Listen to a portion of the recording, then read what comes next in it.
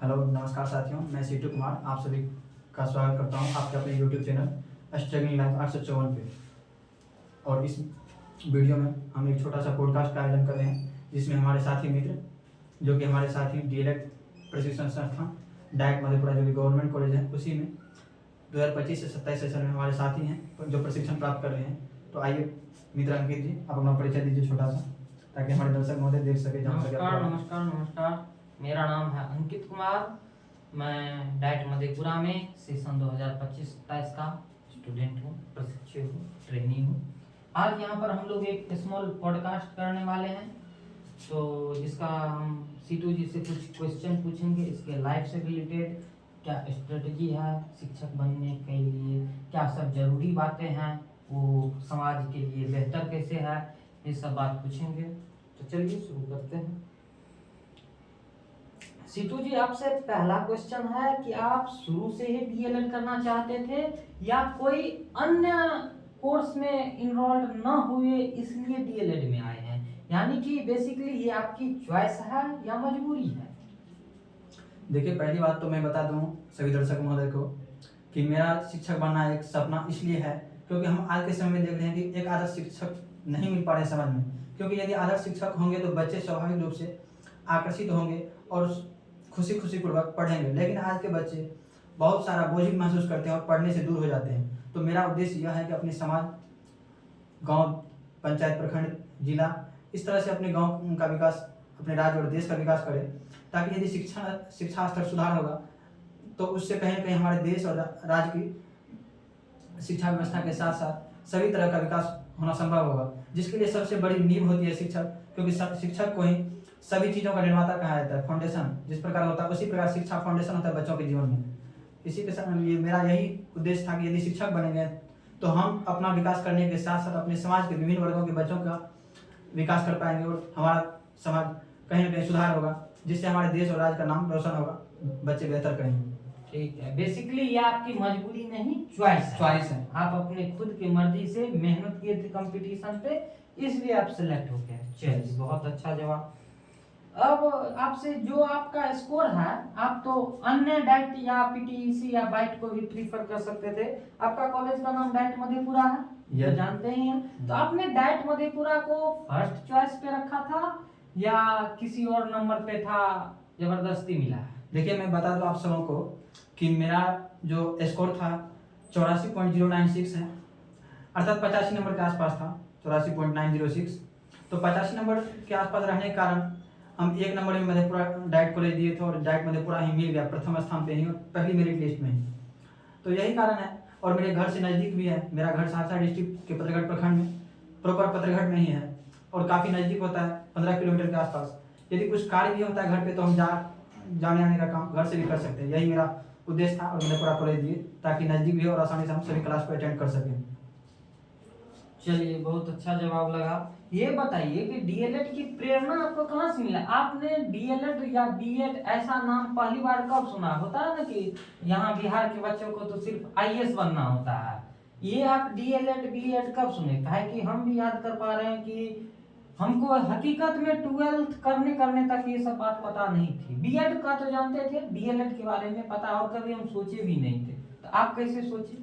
देखिए, मैं आपको बता दूं कि जान तो हम उस समय से रहे हैं जब हम 7वीं कक्षा में पढ़ते थे। आप सब भी जानते हैं बीजे व्यंजक का कॉन्सेप्ट होता है 7वीं कक्षा में, जिसमें a+b का होल स्क्वायर, a-b का होल स्क्वायर, इस तरह के सभी टर्मों का यूज होता है। तो उसी समय से हम बीएड डीएलएड के बारे में कुछ जानकारी प्राप्त कर रहे थे, क्योंकि हमारे शिक्षक महोदय जो थे उस समय, जिनका नाम था विमल सर, तो वो खुद भी बीएड कर रहे थे। तो इसी दौरान हमको भी पता चला, क्योंकि बीच में यदि एबसेंट होते थे तो उस दौरान पता चलता था कि सर कहाँ गए, तो सर पता चला कि सर बीएड का एग्जाम देने गए।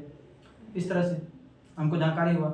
7वीं कक्षा से बेसिक नॉलेज था, लेकिन 10वीं में विशेष जानकारी प्राप्त हुआ मेरे शिक्षक और जो भी हमसे बड़े भाई बहन थे उनके द्वारा, और हम शिक्षक बनने की ओर अग्रसर हो गए।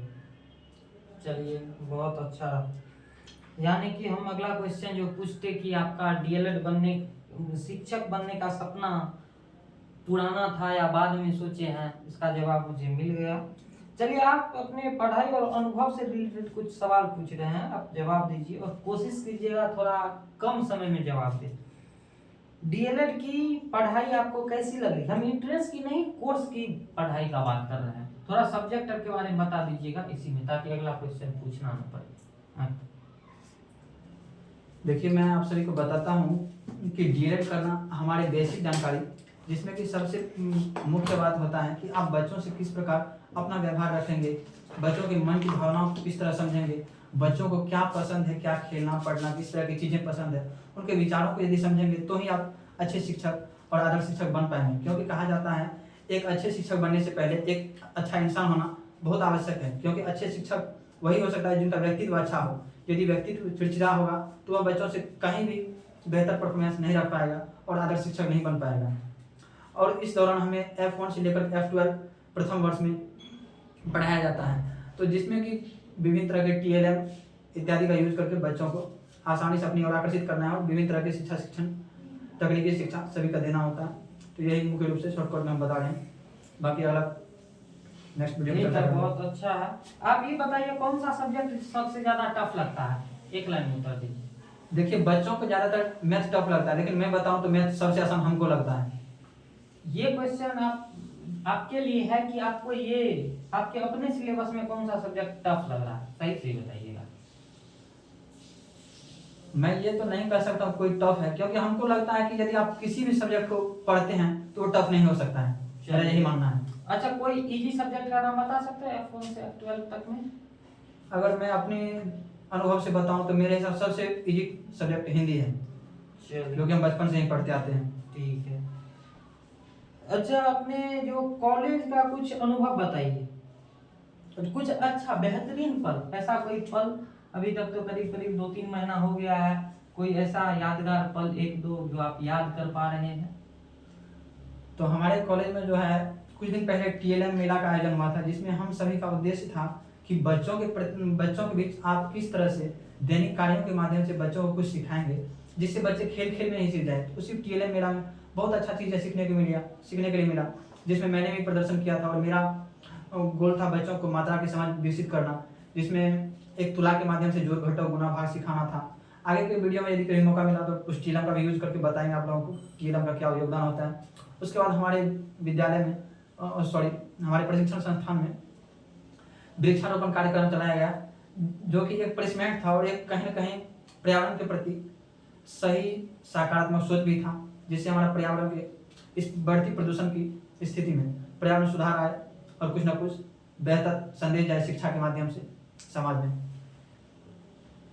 चलिए, आपने TLM मेला का भी जिक्र किया और वृक्षारोपण का भी जिक्र किया, तो लगे हाथ हम SCP में आप लोग गए थे जहाँ तक हमको याद है, तो SCP का एक दो बेस्ट मोमेंट बता दीजिए।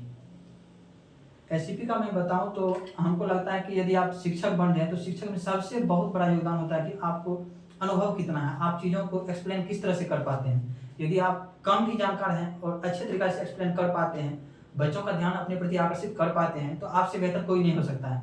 क्योंकि आप भी जानते होंगे कि आज के समय में बहुत सारे ऐसे शिक्षक हैं जो कि BEd और DElEd नहीं भी किए हुए हैं और बहुत ज़्यादा प्रसिद्ध हैं, और उनके प्रसिद्ध होने का मुख्य कारण यही है उनका टीचिंग स्किल बहुत अच्छा है, जिससे बच्चे खेल खेल और कहानी के माध्यम से हंसते हंसते बहुत सारी चीज़ें सीख जाते हैं। तो हम लोगों को भी उस SCP प्रथम जो कि 4 सप्ताह का आयोजन होता है, तो उस दौरान सीखने के लिए मिला कि बच्चों को पहले उसका ध्यान आकर्षित करना है अपने प्रति। यदि बच्चों का ध्यान आपके प्रति आकर्षित रहेगा तो बच्चे स्वाभाविक रूप से आपसे कुछ ना कुछ सीखने का प्रयास करेंगे और आपसे जुड़े रहेंगे। और बच्चों में किसी भी प्रकार से अपना डर पैदा नहीं करना है, सबसे पहले तो मित्रवत संबंध रखना है। यही हम लोगों को सामान्य अनुभव मिला कि मित्रवत रहना है बच्चों से और उनसे किसी प्रकार का भेदभाव नहीं रखना, ताकि उनमें यह डर पैदा हो और आपसे कोई प्रश्न पूछे वे बेहिचक प्रश्न कर सके आपसे, तो ही आप एक बेहतर शिक्षक बन पाएंगे। मेरा यही अनुभव है। चलिए, आपने प्रश्न करने की बात की, तो आप क्या बच्चों को डांट के पढ़ाते हैं या नहीं। कभी डांटे हैं? नहीं, देखिए ऐसा नहीं है कि हम बच्चों को नहीं जानते, कभी कभी होता है ऐसा सिचुएशन जब बहुत सारे बच्चे बाहर जाने लगते हैं तो थोड़ा मोमेंट चेंज करना पड़ता है, लेकिन ज़्यादातर कोशिश हम भी यही किए हैं कि मुस्कुराते रहना है। यदि हम मुस्कुराते रहेंगे बच्चों में अच्छा संदेश जाएगा और बच्चे खुशीपूर्वक पूछेंगे, अन्यथा वह सोचेगा कि सर तो गुस्सा है, उनसे कैसे प्रश्न पूछे, हो सकता है हम पे भी गुस्सा हो जाए, पिटाई कर दे। तो इस तरह से मेरा यही विचार है कि खुशी रहिएगा, जितना एक्सपांड कीजिएगा उतना बच्चे आकर्षित रहेगा और पढ़ेगा। अच्छा, क्या प्रश्न पूछना एक अच्छी आदत है या ये कहीं बाधक का भी काम करती है, एज ए स्टूडेंट के नजरिया से और एज ए टीचर के नजरिया से भी? देखिए मैं बताऊं अपना विचार, तो इसमें मेरा यही मानना है कि यदि आप प्रश्न करते हैं और आपके शिक्षण से जुड़े या कहीं ना कहीं पॉजिटिव क्वेश्चन है, तो मेरे विचार से यह सही है, क्योंकि आपको नई चीज़ें सीखने के लिए मिलेगा। और मेरे अनुसार तो शिक्षा का अर्थ ही होता है अपने मानसिक विस्तार को करना। यदि आप नए प्रश्न को उत्पन्न नहीं करेंगे तो वही हो जाएगी रोबोट के समान कार्य, जो आपको एस्टिमेट मिला, कार्य मिला, उसको पूरा किए बस। यदि आप प्रश्न उत्पन्न करते हैं तो उस दौरान आपको नई नई चीज़ें सीखने के लिए मिलेगी और आपके अंदर व्यक्तित्व का विकास होगा। चलिए बहुत अच्छा। तो सीटू जी एक बात बताइए कि जैसा कि हम भी देखे हैं और आप भी देखे होंगे कि आप कक्षा में गई कोई टॉपिक स्टार्ट कर रहे हैं, तो उसमें बहुत सारे बच्चे होते हैं, मान लीजिए 30 बच्चे हैं। अब कोई बच्चा जो है उसको थोड़ा बहुत पढ़ा भी है, कोई पूरा भी पढ़ा है, विभिन्न मेंटल एबिलिटी वाले बच्चे रहते हैं। तो उसमें ना वो एक साथ बहुत सारे प्रश्न करने लगते, कुछ पूछने लगते। कुछ एग्जांपल ले लिए, हम किसी टॉपिक को पढ़ा रहे तो ये टॉपिक क्या होता है, ये कहाँ है, ये किस बुक का है, हम इसके बारे में ये जानते हैं, इसके बाद ये कॉन्सेप्ट लगता है। इस तरह के बहुत सारे बात वो एक साथ करने लग जाते हैं। तो क्या तभी मन करता है कि हम डांट के इसे बोले कि जो हम बोल रहे हैं सिर्फ वही सुनो, आगे अपना दिमाग मत लगा। क्या इस तरह का कहीं आपके साथ सिचुएशन हुआ है? फिलहाल तो मेरे साथ ऐसा सिचुएशन नहीं आया है, क्योंकि मैंने जब भी प्रश्न दिया बच्चों को तो बच्चे आसानी से ही कर पाते थे, क्योंकि मेरा भी मानना था कि इतना हार्ड नहीं देना कि बच्चे एक तरह से बोझिल महसूस करे और आपके टास्क को ही पूरा ना करें।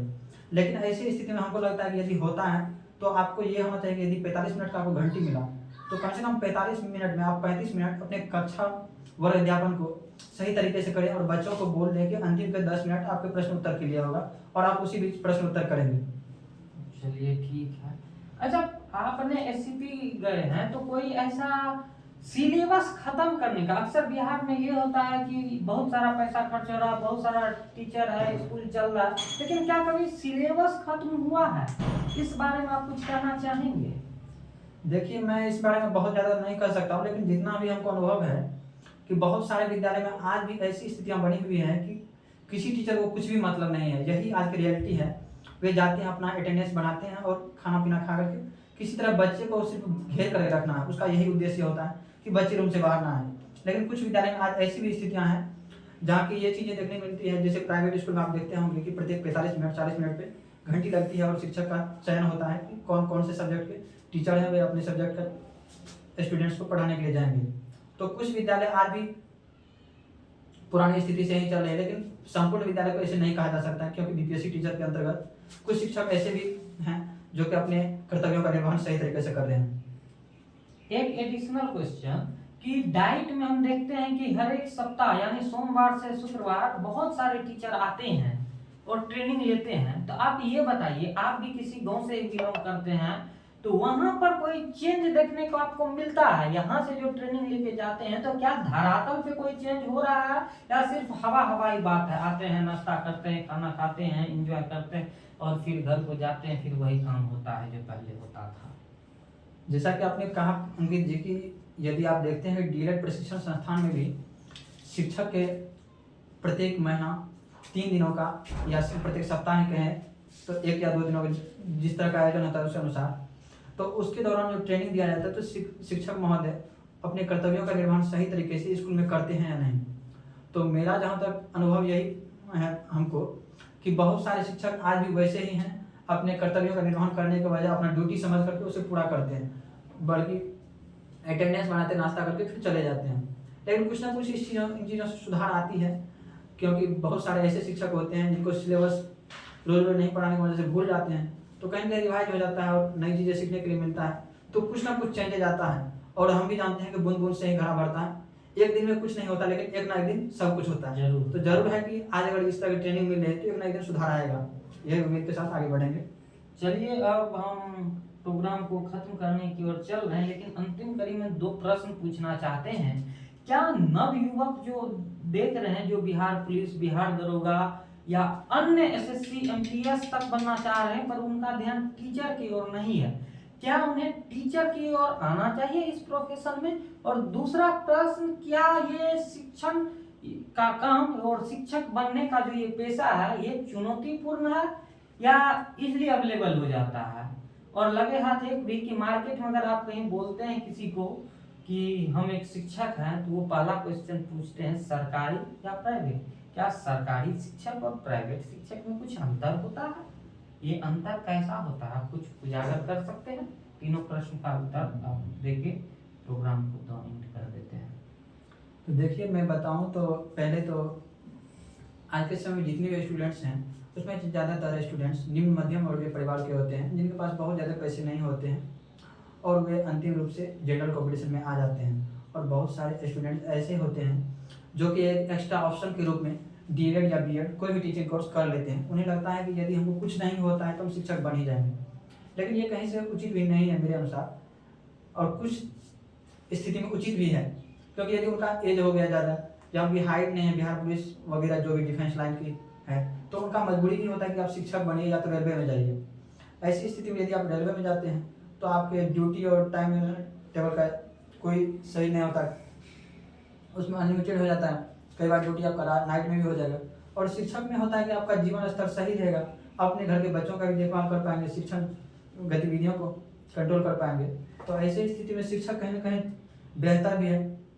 इस नज़रिए से बेहतर है कि आप अपने घर पे रहते हुए बच्चों का विकास करते हुए, सामाजिक विकास करते हुए अपने घर के सभी चीज़ों को ध्यान रख पाते हैं। और मैं बात करूँ यदि स्टूडेंट्स का कि कुछ एसएससी एमटीएस है, उन्हें शिक्षक में आना चाहिए या नहीं, तो बेशक आना चाहिए, लेकिन उनको आना चाहिए जिन्हें पढ़ाने में इंटरेस्ट है।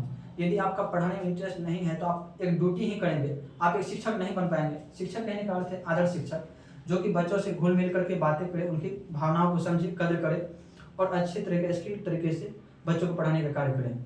तो ऐसी स्थिति में हमको लगता है कि यदि आप शिक्षक बनना चाह रहे हैं, आपकी अंतरात्मा से यह आवाज़ आ रही है कि आप शिक्षक बनिएगा तो बच्चों को अच्छा से संतुष्ट कर पाइएगा प्रश्न उत्तर में या किसी भी चीज़ में जानकारी देने में, तो ही आप बेहतर शिक्षक बन पाइएगा।